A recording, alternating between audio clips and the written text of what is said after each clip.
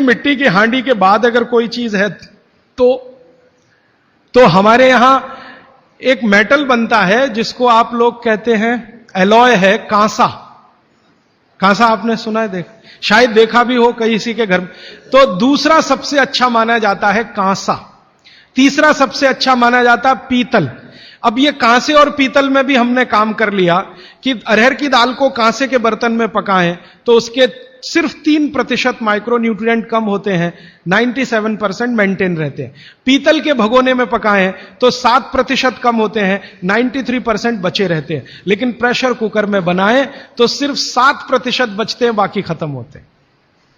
अब आप तय कर लीजिए, आपको लाइफ में क्वालिटी चाहिए तो आपको मिट्टी की हांडी की तरफ ही जाना पड़ेगा।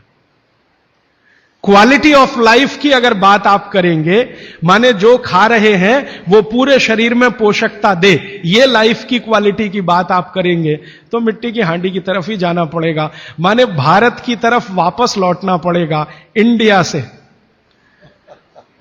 अभी हम हैं इंडिया में, जो बनाया अंग्रेजों ने या बना दिया अमरीकियों ने, इस इंडिया से निकल के भारत की यात्रा करनी पड़ेगी। और मैंने पिछले 1-2 वर्षों में ये बातें गांव गांव में कहना शुरू किया है, तो इसका परिणाम पता है क्या, कि कुम्हारों की इज्जत बढ़ गई है गांव में। गांव वाले समझते हैं कि ये तो कोई बड़ा काम कर रहे हैं हमारे लिए। और मैं मानता हूं कि मेरे व्याख्यान की अगर कोई सार्थकता है तो वो ये कि कुम्हारों की इज्जत इतनी बढ़ जाए कि वो पंडितों के बराबर आ जाएं, क्योंकि वो किसी से नीचे नहीं है, क्योंकि वो किसी से छोटे नहीं है। भले वो मिट्टी के बर्तन बना रहे हैं, बहुत वैज्ञानिक काम वो कर रहे हैं। और मजे की बात कि वो हांडी बना के आपको 20-25 रुपए में ही दे रहे हैं, प्रेशर कुकर तो 250-300 रुपए का है। और सबसे मजे की बात कि ये हांडी जब खत्म होगी, माने इसकी लाइफ पूरी हो जाएगी, तो ये हांडी फिर मिट्टी में मिल जाएगी और फिर वही मिट्टी से हांडी बन जाएगी। दुनिया में ऐसी कोई वस्तु नहीं है। प्रेशर कुकर के बारे में तो नहीं कह सकते आप, बायोडिग्रेडेबल है।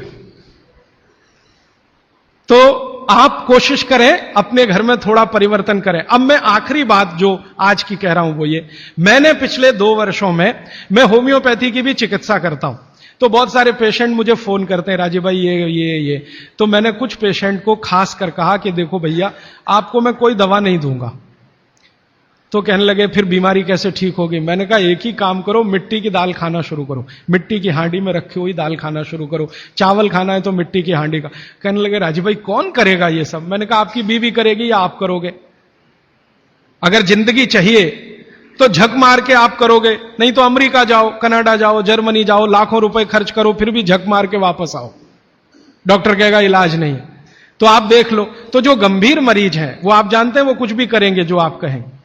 तो मेरे पास कुछ डायबिटीज के क्रोनिक पेशेंट हैं, बहुत क्रोनिक, जिनका यूनिट, शुगर यूनिट 480 के ऊपर है। ऐसे 100 से ज्यादा पेशेंट, कुछ गुजरात में है, कुछ राजस्थान में और कुछ बंबई में। मैंने उनको कहा ध्यान से मिट्टी का बर्तन ले आओ और शुरू करो। अब बर्तन लाने में तकलीफ हुई तो कुम्हार को ढूंढना पड़ा, तो लेकिन मिल गया।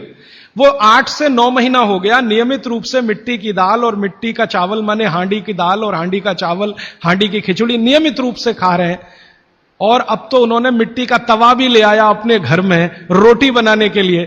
बाजरे की रोटी बहुत अच्छी बनती है इस मिट्टी के तवे पे, तो रोटी भी उसी की खा रहे हैं। 8 महीने के बाद सबका शुगर टेस्ट किया है तो 480 यूनिट वाला अभी 180 यूनिट पे है, बिना किसी मेडिसिन के, बिना किसी इंजेक्शन के, बिना किसी टॉनिक के। और होम्योपैथी की कोई दवा नहीं दी मैंने उनको। कुछ लोगों को ज्यादा परेशान थे, दवा भी दो, उनको प्लेसिबो दे दिया। प्लेसिबो समझते हैं? खाली गोली, दवा नहीं डाली। तो पेशेंट को लग रहा है कि मैं दवा खा रहा हूं, दवा खा के अच्छा हो रहा हूं। मुझे मालूम है कि वो कोई दवा नहीं है, वो प्लेसिबो है, वो अच्छा हो रहा है उस मिट्टी की दाल खा के, मिट्टी का चावल खा के, मिट्टी की खिचड़ी खा के। रिजल्ट ये है। तब मैंने मान लिया कि बाघभट्ट सच में महान आदमी थे।